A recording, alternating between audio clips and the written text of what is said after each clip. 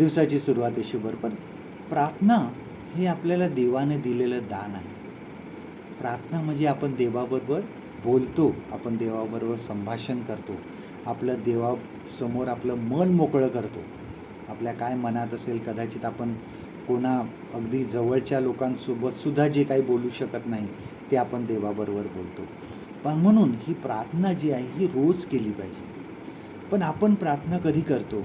ज्यावेळेस आपण संकटात असतो, ज्यावेळेस आपल्यासमोर कठीण प्रसंग येतात, ज्यावेळेस आपण अडचणीत सापडतो, ज्यावेळेस आपल्याला आता काय करावं सुचत नाही, आपल्याला कुठे जावं सुचत नाही, अशा वेळेस आपण प्रार्थना करतो. आणि ही प्रार्थना इतकी घाईघाईने असते, इतकी अगदी लगबगीने केलेली प्रार्थना असते की त्याचं उत्तर आपल्याला लगेच हवं असतं. आत्ता प्रार्थना केली, मला आत्ताच उत्तर पाहिजे. आणि उत्तर मिळालं नाही किंवा त्या प्रसंगावर, कठीण प्रसंगावर तोडगा निघाला नाही, तर आम्ही अधिक अस्वस्थ होतो, अधिक आम्ही चिंता करतो. पण जेव्हा आम्ही देवाला शरण जातो, देवाच्या संपूर्णपणे आम्ही स्वतःला हाती सोपवतो, त्याला सांगतो की हे जे काही आहे हे सर्व आता मी तुझ्या हाती सोपवलेलं आहे, तुझ्या इच्छेप्रमाणे कर.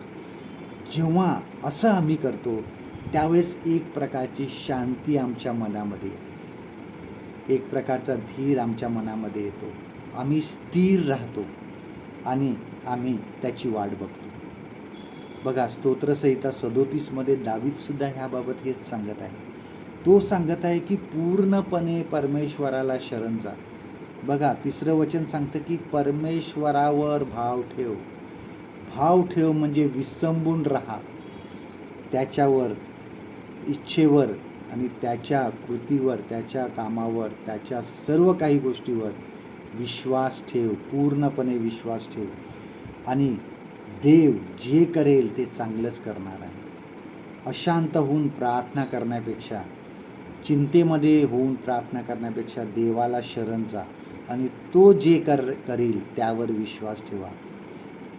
भीती आणि शांती